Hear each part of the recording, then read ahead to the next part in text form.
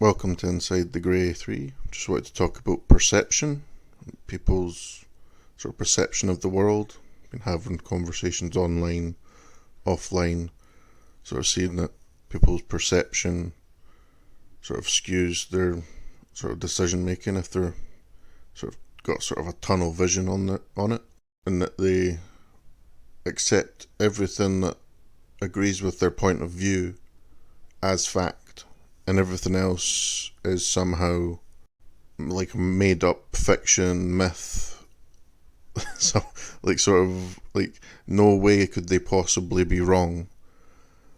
And it's just interesting to see, like, maybe the problem with society is that nobody really taught people how to be willing to perceive the world from an unbiased point of view. And maybe that's sort of being human, that you're more biased because everything that you want is based on what you want. But when you're in the world, you sort of have to perceive it in an unbiased manner to truly know what's going on around you, rather than trying to sort of wrap it around in your paradigm of what is the truth to you, like your laws of the universe rather than the actual laws of the universe.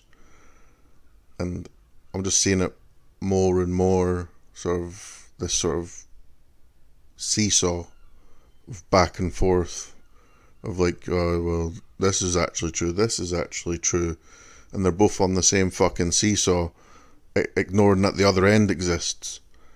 It's just mental to me that people can't just objectively look at things and just see the facts. That, you know, whoever you're supporting, like you're sort of a blind fanatic of them, is sort of idiotic. Like you have to look at everybody with the same brush. You can't not judge somebody with scorn. If you treat your enemies with scorn, you have to treat everybody with the same. See what they're doing and put your feelings aside and see what's happening, because there's been too much around this feelings, your perception, putting forth your reality on others.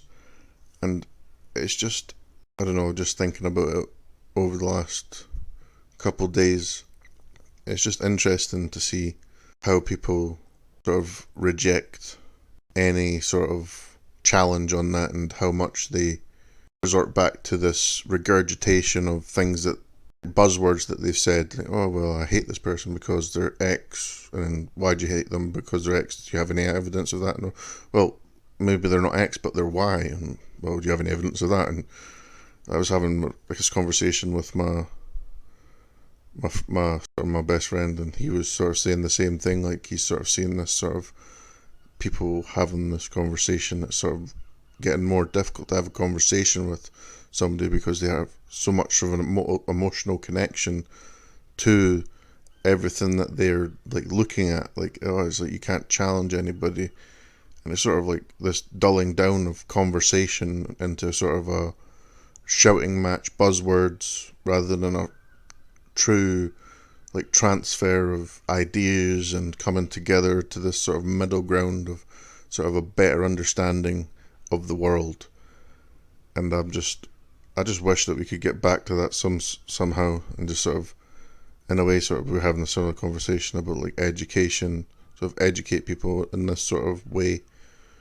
But I don't really have the answer of how to educate people when sort of the education systems are sort of built around this idea of feelings rather than just knowledge, just giving people knowledge and letting them use it how they want to use it. And I'll just sort of leave it there, because I think that's sort of where I'm at the point of thinking now. So that was Inside the Grey 3, Perception.